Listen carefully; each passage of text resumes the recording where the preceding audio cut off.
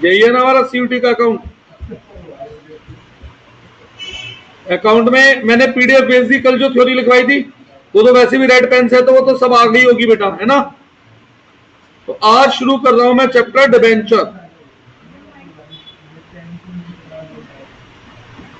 भाई कौन गया?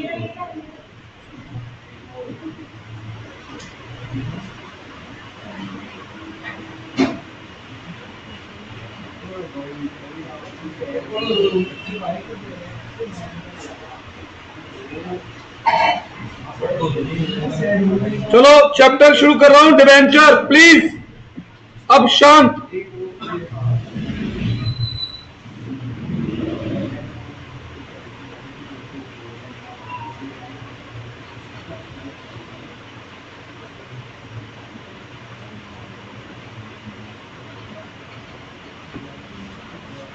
डिबेंचर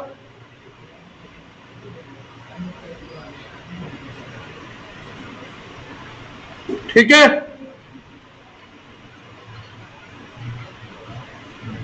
पेज कलर चेंज करने जरा।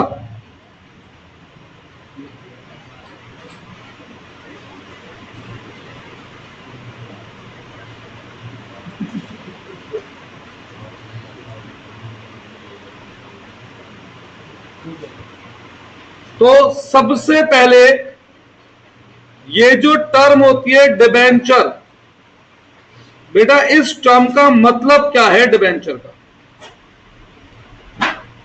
भाई मैं 12th में भी ऐसी बताता था, डिबेंचर को हिंदी में कहते हैं ऋण पत्र। ऋण मतलब क्या होता है? उधार, लोन। और पत्र मतलब है यहां पर सर्टिफिकेट। तो जैसे हम सबको इतना तो ध्यान है, कॉमर्स बैकग्राउंड वाले ही हैं क्योंकि यहां सारे साइंस वाला कोई नहीं, हमें सबको इतना ध्यान है कि डिबेंचर इशू करने का मतलब था कि पब्लिक से कंपनी क्या ले रही है? उधार में पैसे ले रही है, ऐसे ही था। अब लेट से मैं एक कंपनी और मैं आपसे उधार में पैसे ले रहा हूं, तो आपके पास क्या प्रूफ है कि मैंने आपसे उधार लिया है? तो जो मैंने आपसे जब उधार लिया उसके बदले में जो सर्टिफिकेट दिया था उसी को कहा गया डिबेंचर। वो एक प्रूफ है कि मैंने आपसे क्या लिया है? उधार। तो कभी कभी एक क्वेश्चन बन जाता है 1 मार्कर, डिबेंचर होल्डर क्या होते हैं कंपनी के लिए? Debenture holder are dash to company. तो इसका आंसर हो जाता है क्रेडिटर या लेंडर। ठीक है, अब एक एग्जांपल देता हूं डिबेंचर का, कैसे ये इशू होता है। सबसे पहले मैं जैसे एक कंपनी और मैंने अपने फंड की रिक्वायरमेंट को जज किया, तो मुझे पता लगा कि मुझे जो है अराउंड 10 लाख रुपए की जरूरत है। अब भैया 10 लाख रुपए मैं पब्लिक में जाके किसी आदमी को कहूं भाई साहब दे देना 10 लाख, भगा और देगा पीट के कि क्या पागलों वाली बात कर रहा है भाई, 10 लाख ऐसे एक आदमी कैसे दे देगा, कहां से आएंगे? तो यहां पर क्या तरीका होता है, मैंने इन 10 लाख रुपए को 100 रुपए के 10,000 छोटे छोटे हिस्सों में बांट लिया और मैंने 10,000 सर्टिफिकेट प्रिंट करा लिए। अब मैंने किसी से उधार मांगा, लेट से गौरी से उधार मांगा, गौरी ने मुझे दिए 1,000 रुपए उधार, तो मैं इसे क्या करूंगा? वो 10 सर्टिफिकेट दे दूंगा। इसी प्रोसेस को कहा गया इश्यू ऑफ डिबेंचर। ठीक है बेटा, मैंने किसी से उधार मांगा, उसने 500 रुपए उधार दिए, तो मैं उसे कितने सर्टिफिकेट दे दूंगा? 5। भाई एक सर्टिफिकेट कितने रुपए के उधार को रिप्रेजेंट कर रहा है? 100 रुपीज के। कोई मुझे 2,000 रुपए उधार दे रहा है, मैं उसे कितने सर्टिफिकेट दे दूंगा? 20। कोई डाउट है? अच्छा, डिबेंचर में आपने अक्सर देखा होगा जैसे ये लिखा होता है 10% डिबेंचर, ये जो परसेंटेज है इसे क्या कहा जाता है? इसे कहा जाता है कूपन रेट। क्या कहा जाता है इसे? Coupon rate. कुछ लोग इसे इंटरेस्ट रेट भी बोल देते हैं, पर टेक्निकल भाषा में इसे कूपन रेट कहा जाता है। और ये किसे रिप्रेजेंट करता है? ये रिप्रेजेंट करता है annual rate of interest which will be allowed to debenture holder। ठीक है, कोई डाउट है इसमें? एक मिनट रुक जाओ।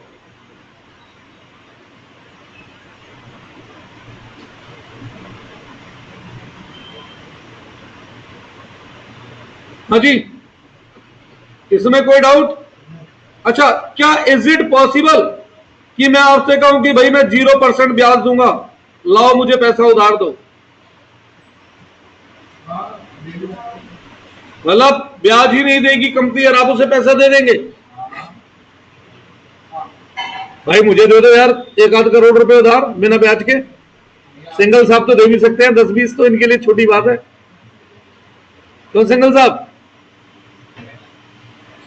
भाई जर्नल केसेस में ऐसा नहीं होता, पर यहां पर कंपनी क्या करती है, देखो, जैसे एक डिबेंचर जिसकी फेस वैल्यू है 100 रुपए, तो ऐसे केस में कंपनी लोगों से कहती है भाई देखो हम ब्याज तो नहीं देंगे। तो लोग कहते हैं हम तुम्हें पागल दिख रहे हैं कि भाई हम तुम्हारे डिबेंचर खरीदें और अपने पैसा लगाएं, जब ब्याज ही नहीं मिलना पैसा क्यों ब्लॉक करें?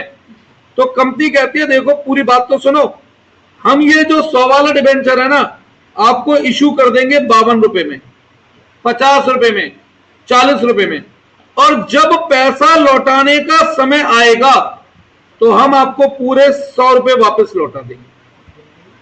तो यानी कितने रुपए हम एक्स्ट्रा आपको एक ही बारी में दे देंगे? 48 रुपए। अब आप चाहे इसे ब्याज मान लो, चाहे आप अपनी इंक्रीमेंट मान लो। तो क्या ऐसे में पॉसिबल है कि लोग अब पैसा दे दें उधार? है ना? तो बेटा इसी सिचुएशन को कहते हैं 0% डिबेंचर। बेसिकली इसी को क्या कहा जाता है? जीरो कूपन बॉन्ड, या इसी को कुछ लोग नाम दे देते हैं डीप डिस्काउंट बॉन्ड। डीप क्यों? भाई डिस्काउंट 2, 4, 5, 10% समझ में आता है, 50% का डिस्काउंट, 60% का डिस्काउंट, ये तो बड़ा डिस्काउंट है, इसलिए इसे क्या कह दिया जाता है? Deep discount bond. ये सिचुएशन पॉसिबल है।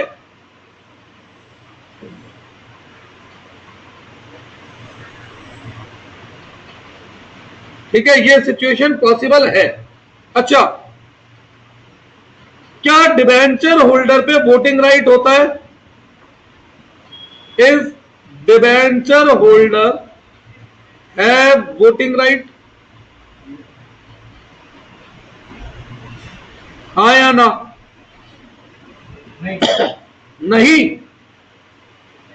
पक्का? Generally no. लेकिन अगर कंपनी कोई ऐसा डिसीजन ले रही है जिसका इंपैक्ट डिबेंचर होल्डर पर आना है, तो भाई वहां पर तो उनकी राय ली जाएगी नहीं जाएगी। तो जर्नल केसेस में नो, बट मैं ये कह दूं कि बिल्कुल कभी ले ही नहीं सकती, ये बिल्कुल गलत है। ठीक है? अच्छा, कैन डिबेंचर बी फॉरफिटेड?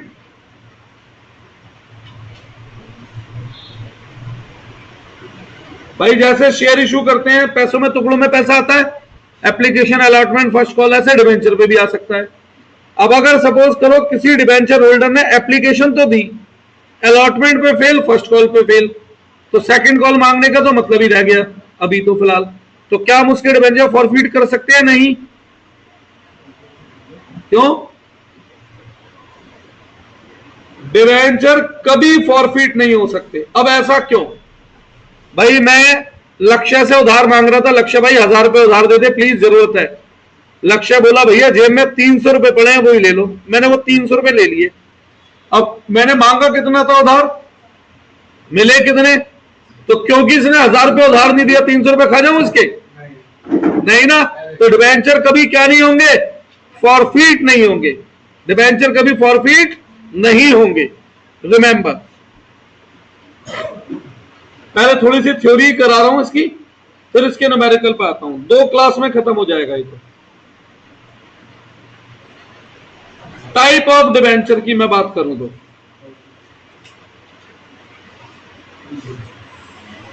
लंबी लंबी थ्योरी में लिखूंगा नहीं, मैं आपसे पहले ही कह चुका हूं, ठीक है। बस पॉइंट टू पॉइंट बात लिखूंगा जिससे एमसीक्यू पेपर हमारा हो सके। पहली कैटेगरी,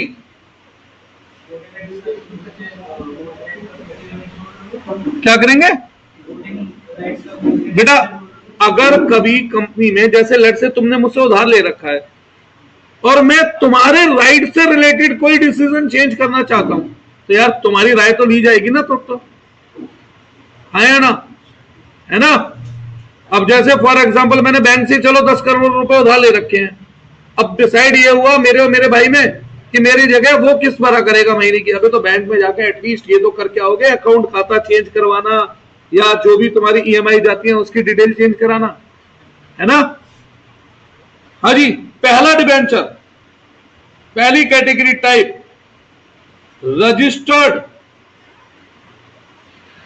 और बीआरआर। ध्यान है कुछ, मैंने पढ़ाया तो था, मुझे तो ध्यान से आ रहा है। बीआरआर किसे कहते हैं?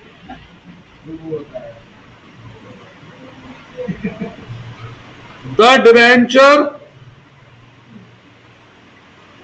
whose holder is considered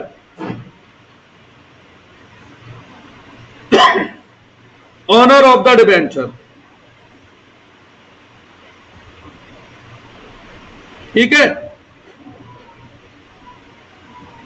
interest का राइट या रिडेम्पशन के समय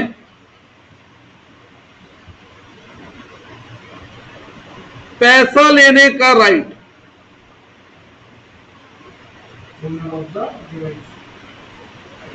उस पर्सन का होगा जो डिबेंचर का होल्डर है। होल्डर मतलब जिसके हाथ में वो डिबेंचर है, ठीक है, जो डिबेंचर का होल्डर है। क्यों नहीं हो सकते? जो डिबेंचर का क्या है? होल्डर है। और सच बात बताऊं, आजकल कंपनियां बीआरआर डिबेंचर ही बनाती हैं। कौन बार बार, तुम 50 बार ट्रांजेक्शन करोगे, 50 बार मेरे पास आकर रजिस्टर में नाम चेंज कराओगे, कौन इतना झंझट पालेगा भाई? ठीक है ना। यहां पे रजिस्टर में कोई नाम रिकॉर्ड नहीं होता, जिसके हाथ में डिबेंचर वो उसका मालिक। और वैसे भी हर बीआरआर इंस्ट्रूमेंट की यही खूबी होती है, 500 का नोट मेरे हाथ में तो मैं मालिक माना जाऊंगा, सरकार को क्या पता वो कहां से आया मेरे पास। 500 का नोट आपके हाथ में तो आप मालिक माने जाओगे। ऐसी कोई सेल्फ का चेक है, जिसके हाथ में वो चेक वही मालिक माना जाएगा। बीआरआर की पहचान। अब बीआरआर की सबसे बड़ी खूबी क्या है? अपने हाथ से बस किसी को जस्ट डिलीवर करो, वो उसका मालिक बन जाएगा। भाई 500 का नोट आप मुझे दे दो, मैं मालिक बन गया आपसे, ठीक है। उसके लिए कोई रिटन एग्रीमेंट, कोई रिटन डॉक्यूमेंट, कोई रजिस्ट्रेशन, कोई कोड के चक्कर, ये सब फॉर्मेलिटी नहीं होती है। क्या नहीं, तो डिबेंचर तो चलते हैं ना ऐसे। अब तो चक्कर ही नहीं रह गया। कोई कंपनी एक सिंगल बता दो जो टुकड़ों में पैसा ले रही। अब बात करता हूं रजिस्टर्ड डिबेंचर की, रजिस्टर्ड डिबेंचर होल्डर की। हाँ, these are those debenture, comma, the name of whose holder is written in register of company, register of company, that is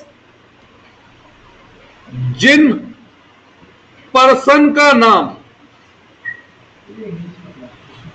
as debenture holder company के रजिस्टर में लिखा है,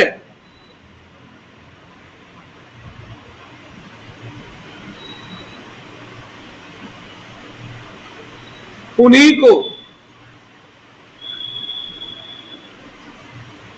को क्या माना जाएगा?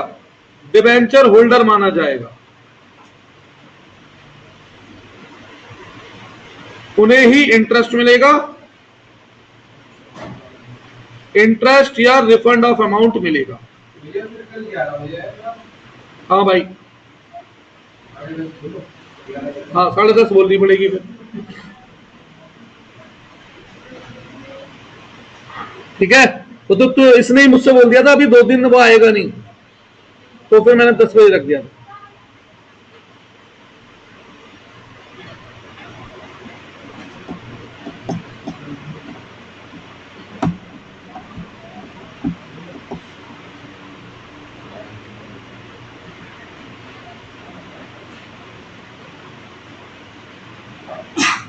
सेकंड, तो नाम से ही बड़ा पहचान है, रिडीमेबल इरिडीमेबल डिबेंचर।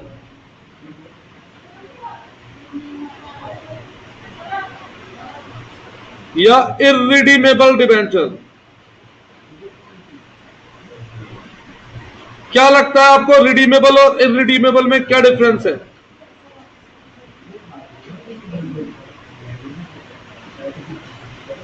हाँ जी, अरे नाम से ही पता लग रहा है बेटा, जो डिबेंचर कंपनी के वाउंड अप होने से पहले रिडीम किए जा सके, यानी जिनका पैसा लौटाया जा सके, और जो डिबेंचर केवल तभी रिडीम होंगे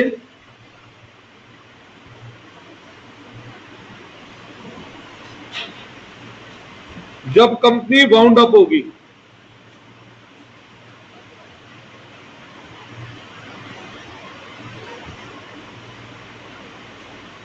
तो उन्हें क्या कह दिया गया? इरिडीमेबल। इसमें तो कोई दिक्कत ही नहीं है,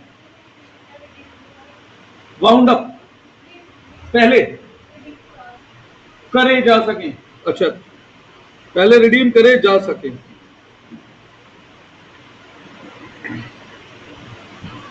तीसरा, अरे तो आसान सी चीज है, लिख ले, चल लिख ले भाई, मेरे दिमाग में सिलेबस और डेज,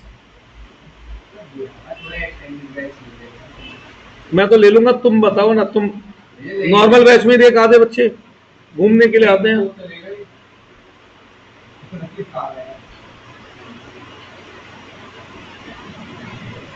इन्हें आधा घंटे में रिफ्रेशमेंट चाहिए होता है।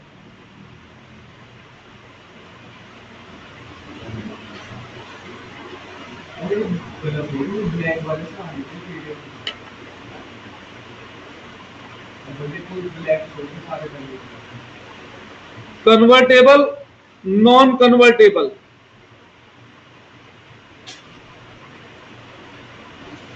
क्या होते हैं कन्वर्टेबल डिबेंचर या नॉन कन्वर्टेबल? अरे जो डिबेंचर इक्विटी शेयर में कन्वर्ट करे जा सके,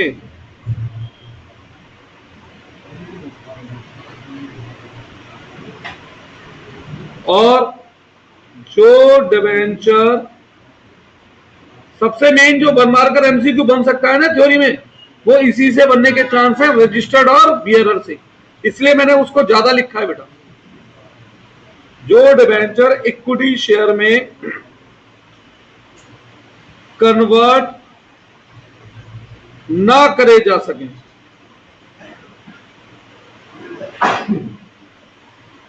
ठीक है।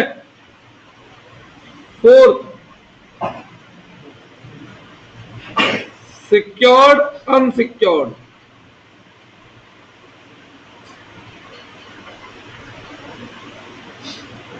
पहले लिख लो, लिख लो।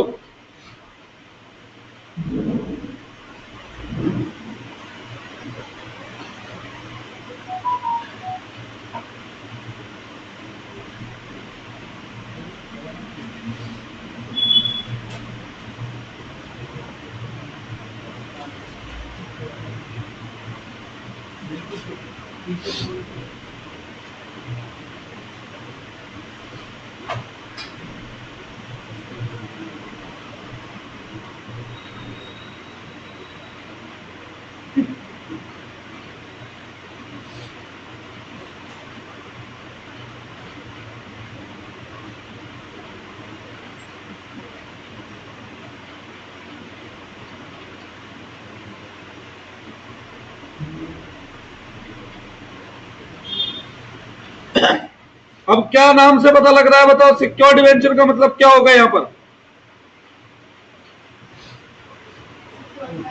Debentures which are secured by charge. अभी मतलब बताऊंगा चार्ज का। चार्ज फिक्स भी हो सकता है और फ्लोटिंग भी हो सकता है। हाँ लिख लो, by charge of any asset.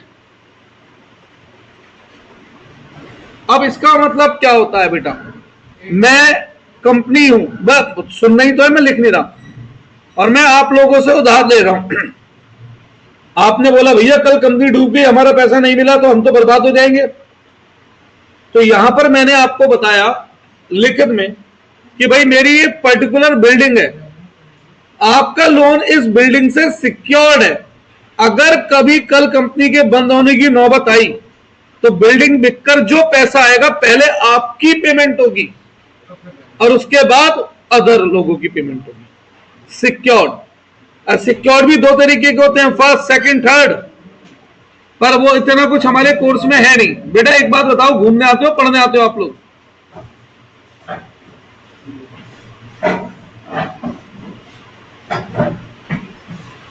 यार ऐसे कैसे काम चलेगा भाई?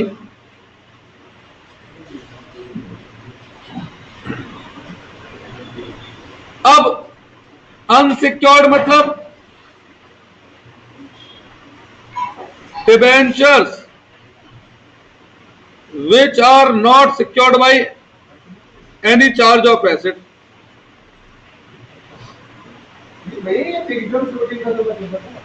हाँ, अब बिल्डिंग है, क्या वो बिल्डिंग बार बार बदलती है रोज? तो बिल्डिंग के अगेंस्ट जो मैंने आपसे वो लिया उसे कहा गया फिक्स चार्ज।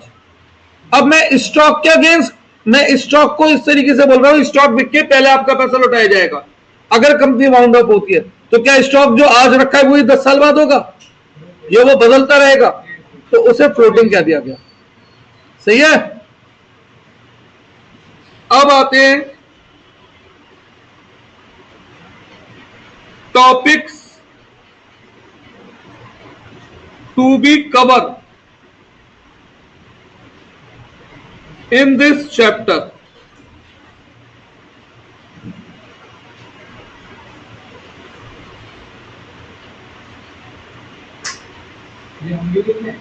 हाँ, इसमें से भी एक 1 मार्कर क्वेश्चन बन जाता है। ये जो मैं टॉपिक लिखूंगा उनमें भी 1 मार्कर क्वेश्चन बन जाता है। पहला, issue of debenture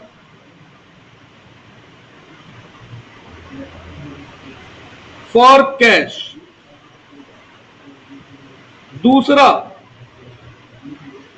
issue of debenture for consideration other than cash।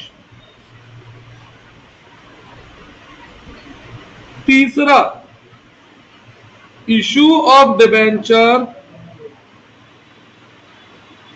as collateral security। चौथा, issue of debenture with term of redemption.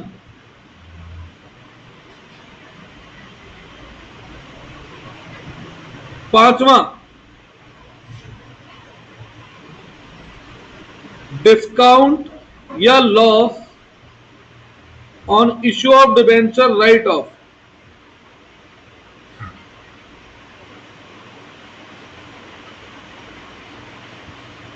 6, इन दोनों में से कितने आएंगे क्वेश्चन? लगभग दोनों मिलाकर शेयर डिफरेंस। मान ले 7-8 तो दिख जाने चाहिए। 8 कब 8 के आसपास तो दिख जाने चाहिए। अब बड़ा ही हो गया। इंटरेस्ट ऑन डिबेंचर,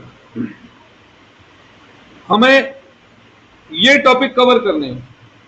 अब आप कहेंगे तो हमें पता है, तो इसमें क्या बात है, कैसे एमसीक्यू आएगा? एमसीक्यू कुछ ऐसे आएगा, ये जो मैंने ऊपर के 4 लिखे हैं ना बेटा, इन्हें हम कहते हैं modes of issue of debenture या manner of issue of debenture.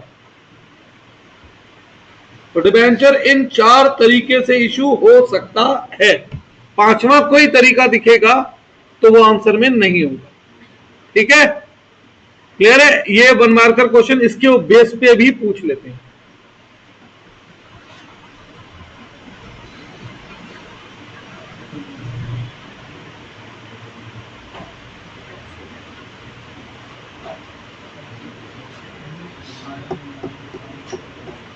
हाँ, छुट्टी पे कौन कौन है अभी? सक्षम, आरव, वासु, माही, सोनाक्ष, वो वहां गया है।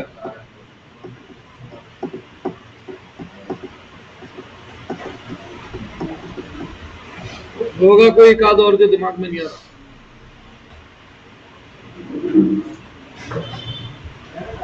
चलो जी, बढ़े आगे बच्चों, बढ़े आगे। अब एक एक करके उठाते हैं। पहला, issue of debenture for cash. मुझे नहीं पढ़ाना। क्या एमसीक्यू बनेगा? जो भी बनेगा शेयर जैसे ही बनेगा भाई। फॉरफिट ये होते नहीं तो क्या ही बन जाएगा? बस ज्यादा ज्यादा ये बन जाएगा कि एप्लीकेशन पे एक्स्ट्रा पैसा आया तो उसका क्या कर सकते हैं, या तो रिफंड होगा या अलॉटमेंट पे एडजस्ट होगा भाई। इसके अलावा कोई क्वेश्चन बनता ही नहीं है। जो मेन क्वेश्चन बनेगा वो इस सेकंड टॉपिक से बनेगा।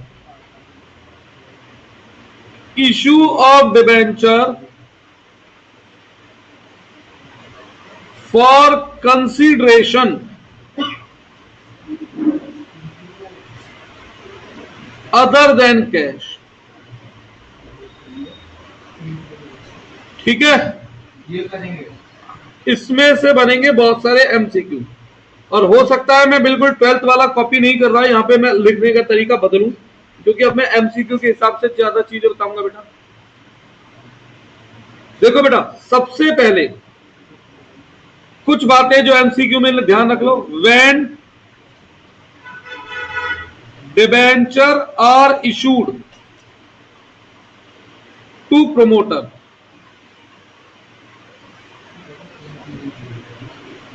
तो dash account will be debited और dash account will be credited. अब जब भी डिबेंचर इशू होंगे तो कोई पंगा ही नहीं है, हमेशा क्रेडिट किसे करना है? डिबेंचर को। डेबिट में क्या आएगा यहां पर? ध्यान दिलाएगा कोई भाई? पहली प्रायोरिटी गुडविल। गुडविल ऑप्शन में ना दिखे तो प्रीलिमिनरी एक्सपेंस, और ये भी ना दिखे तो इनकॉर्पोरेशन एक्सपेंस। ठीक है, ये क्वेश्चन बन सकता है, कोई बड़ी चीज नहीं है, इसका एग्जाम में पूछा जाना।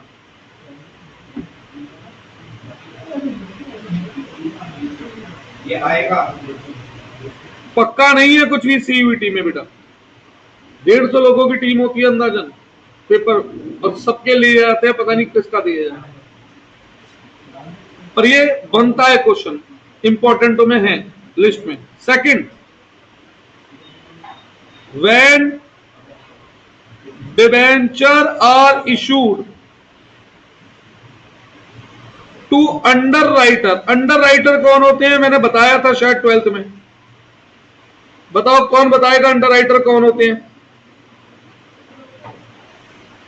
बेटा वो ग्रुप ऑफ पर्सन, या वो पर्सन, या वो बैंक, या कोई ऐसा इंस्टीट्यूट जो हमारे ब्याह पर हमारे डिबेंचर इशू करवाएगा, और अगर डिबेंचर इशू नहीं हो पाते तो उन्हें खुद खरीदेगा।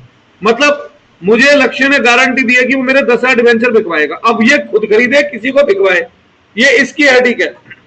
मेरे 10,000 डिबेंचर क्या हो जाएंगे? इशू, और बदले में ये मुझसे क्या मांगेगा? कमीशन। तो इस केस में कौन सा अकाउंट डेबिट होगा? बताओ कौन सा अकाउंट डेबिट होगा? Under writing commission account debit. कौन सा अकाउंट डेबिट होगा? Underwriting commission account will B debit. और क्रेडिट तो फिक्स है हमेशा डिबेंचर, जब भी डिबेंचर इश्यू करूंगा हमेशा डिबेंचर। तीसरा,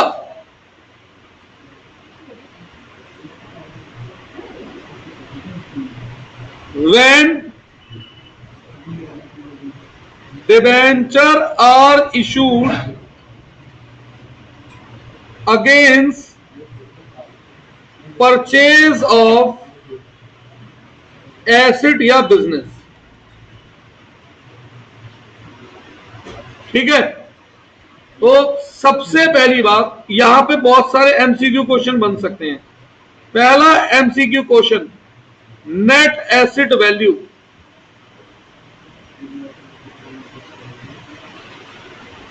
किसकी? जो बिजनेस बिक रहा है वो कैसे निकलती है बेटा?